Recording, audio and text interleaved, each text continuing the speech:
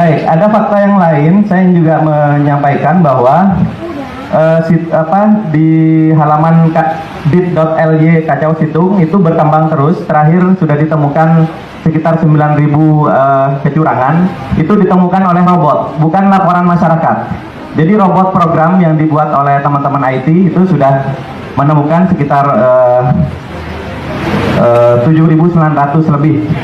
Sekarang terus berkembang, setiap hari berkembang. Dan makin mereka mengubah-ubah, makin ketahuan nanti. Alhamdulillah kami inisiatif sejak Selasa sore, saya dan Bang Abi dengan teman-teman alumni perguruan tinggi bersepakat untuk membuat robot yang bisa memotret halaman KPU dari menit ke menit. Jadi saya hanya memerlukan 50 sampai 100 laptop untuk mengetahui sebuah TPS ini dipermainkan apa tidak angkanya. Jadi saya mungkin ada KPU atau perwakilan yang ada hadir di sini, tolong jangan dimainkan lagi. Jangan yang sudah curang dibenerin kemudian diubah lagi, dilaporkan di sini dibenerin tapi nanti curangnya dipindah ke yang lain. Nah ini jangan sampai seperti itu karena kita punya rekamannya dari menit ke menit. Setiap halaman sampai ke TPS. Jadi nanti boleh di-query, boleh ditanya ke mesin kami, TPS ini pernah berubah berapa kali angkanya. Ya. Jadi dan sistem ini kami tidak menghabiskan 24 triliun. Ya. Jadi sistem saya hanya perlu menyewa laptop 700.000 kali 100 laptop, cuma 70 juta. Saya hanya memerintahkan staf saya 2 hari membuat aplikasinya. Saya kemudian hosting di bukan hosting ya, menyewa server hanya $80 sebulan. Hanya 1 juta saja. Jadi nggak sampai 100 juta, KPU ini sudah hilang kredibilitasnya. Ya. Jadi nggak perlu bukti aneh-aneh. Itu ya. Dan saya cukup 1 tentara lulusan SMK. Saya buktikan ijazahnya ya. Nggak usah doktor, nggak usah profesor. Sedangkan kita punya profesor banyak. Kita kasih aja, biar anak staf saya itu duduk, suruh nyalakan laptopnya, kemudian nyalakan, nggak usah bicara. Nanti setiap orang bisa query nanya di mana saja kecurangan itu, gitu ya. Itu fakta-fakta yang harus kita lawan, gitu ya. Karena kejanggalan ini terlalu banyak. Kalau salah entry, Bapak Ibu sekalian beli tiket, salah entry nomor KTP saja tidak bisa masuk ya.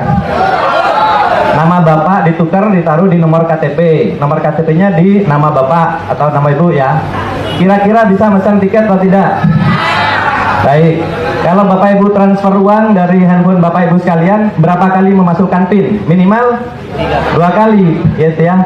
Ada yang harus membaca token dulu, ada yang terima SMS dulu, ada juga yang hanya password dan konfirmasi PIN ya di awal pada saat membuka. Tapi apakah di sistem KPU itu terjadi? Dengan gejala seperti sekarang terlihat, dipastikan itu tidak ada. Padahal itu adalah standar keamanan yang standar sekali, yang paling rendah.